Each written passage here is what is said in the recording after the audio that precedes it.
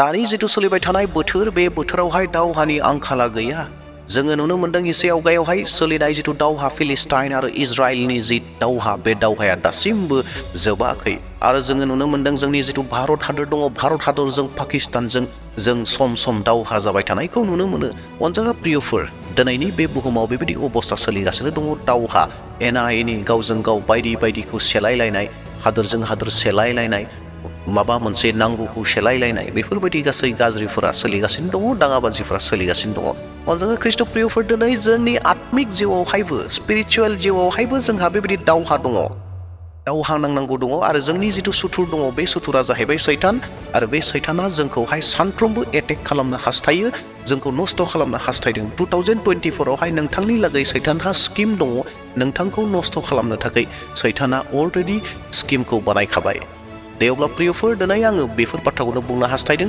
सैताना जोंखौहाय 2024आव मा खायदाजों एबा माखौ होनानै जोंखौ नस्थ' खालामनो नागिरदों बेफोर बाथ्राखौ बुंलांनो नागिरदों बुंलांनायनि आवगायावनो साफ्रोम नागिरि नोंथांमोनखौ बरायदों आरो लोगोसेनो खुलुमहरदों आरो अब्ला प्रियफोर बाथ्राखौ जोङो फरलांदोनि गुबुन मोनसे हादोरनि जेंना गुबुन मोनसे हादोरा जेब्ला गसङो अब्लाना बै दुश्मन जिथु जायगा दङ बै हादोरनि फारसे बिथांमोनहा रोंगौथि थायो एबा बबे जायगायाव बमफोरखौ गारहरोब्ला बिसोरो लोरबांथि जागोन बेफोर गासै डिटेल्सखौ लाग्रोनानैसो गासै दावहाफ्रा जायो थिग बेबायदिनो सैतानाबो जोंनि जिउआवहाय बबे खामानिखौ मावोब्ला ख्रिस्टियाननि गुतै स्पिरिचुवेल जिउआ डाउन जागोन जोबलांगोन बेबायदिखौ नायगिरनानै जों साफ्रोमबो ख्रिस्टियानफोरखौ एटेक खालामो दावहानि गेजेरजों गुबुन हादरखौ जुदि लोरबांथि खालामनोब्ला आवगायावनो बै हादरा बैसोरनि जिथु बाख्रि दङ बै बाख्रियाव बम गावहरग्रोयो जेरावहाय हाथियार थायो बै हाथियार थानाय बाख्रियावहाय बमखौ गावहरग्रोयो जेन बै हादरा लोरबां जायो आरो बे जेन जोंखौ नस्थ' खालामहरनो हाया बे ओंथिखौ लानानै बैयावहाय बम गावहरग्रोयो आरो लोगोसे इलेक्ट्रिसिटिखौ नस्थ' खालामग्रोयो बेनि उनाव लामाखौ नस्थ' खालामो बेनि उनावहाय जानाय लोंनायखौ नस्थ' खालामो बेनि उनावहाय गारि खारग्रा जिथु पेट्रल थावफोर दङ बेफोरखौ नस्थ' खालामग्रोयो बेफोरखौ नस्थ' खालामनाय लोगो लोगोनो बै हादोरा लोरबां जालाङो थिग बेबायदिनो सैतानाबो जोंखौहाय जोंनि जिथु गोग्गो दङ जिथु गोगोम दङ बे गोगोमखौनो नस्थ' खालामग्रोनो हास्थायो सासे बेक्तिया जेब्ला गिर्जायाव थांबाय थायो इसोरखौ खुलुमबाय थायो बे इसोर खुलुमनायनिफ्राय जोंखौ लोरबांथि खालामनो हास्थायगोन जों गिर्जायाव थांबाय थानायखौ सैताना बन्द' खालामना होनो हास्थायगोन आरो बायदि राहा लामाफोर लागोन दानाबा नोंथांमोननो सैताना जोंनि जिउआव जिथु गारनाय बम बे बमखौ दिन्थिना होनो हास्थायदों बे बमखौ सैताना जोंनियाव होयो आरो जोंखौहाय जिथु कमप्लिटलि स्पिरिचुवेल लाइफ दङ बेखौ डाउन खालामो 2 करिन्थियारि 6:9 आरो 10 सिरि फरायना होनि नंथारगौयै नोंसोर मिथिगौ अधर्मियाफ्रा इसोरनि रायजोखौ मोननाय नङा नोंसोरो दा आन्दाय गाज्रिफोर एबा मुर्तिफोरखौ खुलुमग्राफोर एबा जिनाहारि खालामग्राफोर एबा हौवाजों हौवा जिनाहारि खालामलायग्राफोर एबा खावग्राफोर लुबैसुलाफोर एबा फेग्लुंग्राफोर एबा निन्दिग्राफोर एबा सेग्राफोर बिसोरनि रावबो इसोरनि रायजोआव हाबनो मोनथारनाय नङा बेफोरनो जाहैबाय सैताननि बम जि बमखौ सैताना तैयार खालामनानै दोनदों साफ्रोमबो ख्रिस्टियान सुबुंफोरनि थाखाय यस साफ्रोमबो बर' ख्रिस्टियानफोरनि थाखाय सैताना बे बमखौ तैयार खालामनानै दोनदों बे जाहैबाय मा फेग्लुंग्राफोर हेहोनो हास्थायगोन मानसिफोरखौ यस जाय मानसिफ्रा दासिमबो फेनो रोङाखै जौ लोंनो रोङाखै थांखु जानो रोङाखै माबा मोनसे फेग्रा बेसाद मुवाफोरखौ लानो रोङाखै बैसोर बायदि बेक्तिनियाव बे सैताना बे फेग्राखौ गारहरो लोंहोनो हास्थायो आरो जायफोरा जिनाहारि खालामाखै जिनाहारि खालामहोनो हास्थायगोन यस जिनाहारि खालामफेरि बेक्तिफोरखौ जिनाहारि खालामहोगोन बे बमखौ सैताना रेडि खालामनानै दोनदों बेजोंनो मानसिखौ नस्थ' खालामगोन जायफोरा लुबैसुला नङा लुबैहोनायनि बमखौ सैताना तैयार खालामदों जायफोरा दुगा नङा जायफोरा दुगा जानो रोङाखै बैसोरखौ सैताना दुगा खालामनायनि बमखौ गारहरगोन आरो दुगा खालामहोगोन गावनियाव थानाय धोन दौलतखौ लानानै गावनियाव थानाय महरखौ लानानै गावनियाव थानाय रोंगौथिफोरखौ लानानै बायदि रोखोमनि दुगाखौ बे सैताना गारहरगोन अनजा ख्रिस्ट प्रियफोर सैताना बेबायदि थामथिम खालामदों 2024आव नोंखौ नस्थ' खालामनो थाखाय नोंखौ जिसु ख्रिस्टनिफ्राय नों जे जिसु ख्रिस्टखौ अनो, नों जे जिसु ख्रिस्टखौ खुलुमबाय थायो, नों जे जिसु ख्रिस्टनि खामानि मावो, नों जे जिसु ख्रिस्टनि बोसोनखौ लायो, नाथाय सैतानाबो नोंखौ जिसु ख्रिस्टनिफ्राय गोजान खालामनो थाखाय बमाखौ तैयार खालामनानै दोनखादों। बे सैताननि हाथियारखौ आरोबाव नोंथांमोननो दिन्थिना होनो हास्थायदों, जि हाथियारा साफ्रोमबो ख्रिस्टियानफोरनियाव नाङोब्ला जों रावबो सोरगो रायजोखौ आवग्रिनो हानाय नङा। बे जाहैबाय गाज्रिफोर, गाज्रि, जोंखौ गाज्रि मावनो बे सैताना फोरोंगोन। गाज्रि मावनो थाखाय बे हाथियारखौ जोंनियाव गारहरगोन, बे बमखौ जोंनियाव गारहरगोन। एबा मुर्तिफोरखौ खुलुमग्राफोर, मुर्ति खुलुमहोनो जोंखौ हास्थायगोन।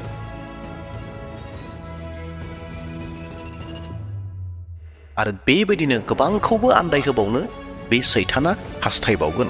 जिनाहारि खालामग्राफोर, जिनाहारि खालामहोनो बे सैताना हास्थायगोन। आरोबाव हौवाजों हौवा जिनाहारि खालामज्लायनोबो हास्थायगोन।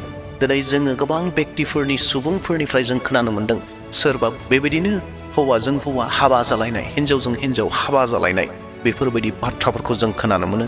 दिनै बे बुहुमावहाय गोबां हादर दङ, जि हादोरनि आयेनफोरा बेखौ गनायथि होदों जे हौवाजों हौवा हाबा जानो हायो, हिन्जावजों हिन्जाव हाबा जानो हायो होननानै बेबायदि बुंदों। दिनै बेफोरबायदि सैताना जोंनियाव लानानै फैगोन। आरोबाव मा बम दंबावो, बे जाहैबाय खावग्राफोर, सिखाव खावग्राफोर। जाय मानसिफ्रा सिखाव खावनो रोङाखै, जाय मानसिफ्रा खावफेरनो रोङाखै, बैसोरबायदि व्यक्तिफोरखौ बे हाथियारखौ हरनानै खावहोनाय। बे जाहैबाय मा खावहोग्रा हाथियार। साफ्रोम बर' ख्रिस्टियानफोरखौ खावहोनो फोरोंगोन। दिनै गोबां बर' ख्रिस्टियानफोर दङ खावनाय। सोरबा गिदिर गिदिर खावदों, बेखौल' सिखाव होनब्ला, खावनाय होनब्ला जानाय नङा। फिसानिफ्राय लानानै गिदिरसिम, मानोना इसोरनि नोजोराव गिदिर फिसा जेबो गैया। आरोबाव लुबैहोग्रा खालामगोन बे सैताना। बे लुबैहोनायनि हाथियारखौ थुनानै होगोन। आरो बेनि उनाव हेग्लुंनायनि बम हाथियारखौ सैताना रेडि खालामनानै दंखायो। साफ्रोमबो बर' ख्रिस्टियानफोरखौ फेग्लुं होगोन। आरोबाव निन्दिग्राफोर खालामगोन। मुगैज्लायनाय, गावजों गाव एना एनि, नांज्लाय खमज्लाय, बे सैताना खालामहोयो। बे सैतानानो जोंखौ बेबायदि खालामहोयो। गावजों गाव बुज्लायनांगौ, गावजों गाव एना एनि खालामनांगौ, दान्थे बिदान्थे खालामनांगौ, बेफोरखौ सैताना फोरोङो आरो सैताना जोंनि गोसोआव सोनो हास्थायो। सेग्रा, गुबुननिखौ सेनानै लानाय, गुबुननि मोजांखौ नायनो हायै, गुबुननिफ्राय खावनानै लानाय, सेनानै लानाय, बिसोरनि रावबो व्यक्तिफोरा इसोरनि रायजोखौ आवग्रिनो मोननाय नङा। दा बेयावहाय सैताना साफ्रोमबो बर' ख्रिस्टियानफोरखौ बेखौनो मावहोनो थाखाय थामथिम रेडि जानानै दङ। दा बेयावहाय अनजाग्रा ख्रिस्ट' प्रियफोर, जों बेनिफ्राय बोरैहाय बासिनो हागोन? सैताननि बेबायदि हाथियार, सैताना जे बमखौ गारनो थाखाय थामथिम जानानै दङ, बे बमनिफ्राय, बे हाथियारनिफ्राय जों गावखौ बोरै प्रटेक्ट खालामगोन? अनजाग्रा प्रियफोर, नोंथांमोननो मोनसे बाइबेल सिरि फरायनो आरो बिथिं फोजोबलांनोसै। जाकब 4:7 बेनिखायनो इसोरनि सिङाव था, सैताननि जेङा गोगोमै गसं, अब्लानो सैताना नोंनिफ्राय खारलांगोन। प्रेज द लर्ड। सैताना माब्ला खारगोननो? सैताना माब्ला लोरबां जायो, माब्ला खारनो गोनां जायो? बे जाहैबाय सैताननि जेङा गोगोमै गसं। जेब्लानो सैताननि जेङाजों गोगोमै गसंगोन, अब्लाना सैताना खारगोन। नाथाय बिनि सिगाङाव मोनसे बाथ्रा बुंदों, बे जाहैबाय मा? बिनिखायनो इसोरनि सिङाव था। प्रेज द लर्ड। इसोरनि सिङाव थानायानो कमप्लिटलि सैतानखौ फेजेननाय जायो। जोङो सैतानखौ फेजेननो हायो। जोङो सैतानखौ गिनानै थाब्ला जाया। सैताननि जेङा जोङो गसंनांगोन। आरो सैताननि जेङा गसंनाया मा? जोङो जिसु ख्रिस्ट'नियाव थानाय, जिसु ख्रिस्ट'नियाव गंनानै थानाय, जिसु ख्रिस्ट'जों लोगोसे सानफ्रोमबो थानाय, जिसु ख्रिस्ट'नि बाथ्राखौ लानाय, जिसु ख्रिस्ट'खौ दाव खालामनाय, अब्लानो सैताना खारनो गोनां जागोन। जेब्ला जोङो बेफोर गासै खामानिखौ मावगोन, जेब्ला जोङो आर'ज खालामगोन, जेब्ला जोङो इसोरखौ खुलुमगोन, जिसु ख्रिस्ट'खौ खुलुमगोन, जेब्ला जोङो बाइबेलखौ फरायगोन, जेब्ला जोङो जिसु ख्रिस्ट'नि बायदि सोलिगोन, जिसु ख्रिस्ट'नि बुंनायखौ लागोन, अब्लाना सैताना गावनो खारनो गोनां जागोन। अनजाग्रा प्रियफोर, दे अब्ला नोंथांमोना बावना थादोंमोनब्ला बे भिडिअखौ नायनायनि गेजेरजों एसेब्लाबो बावना थानाय बाथ्राफोरखौ गोसोआव फैफिनदों।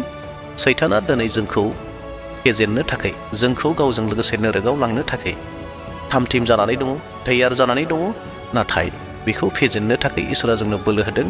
इसोरनि सिङाव जेब्ला जों थागोन, सैताननि जेङा जेब्ला जों गसंगोन, सैताना खारगोन। प्रियफोर दिनैनि भिडिअखौ बेसेबां दोनथ'नो हास्थायबाय। प्रेज द लर्ड हालेलुया जय मसीह होननानै आंनि भिडिअखौ बेसेबां दोनथ'बाय। Thank you.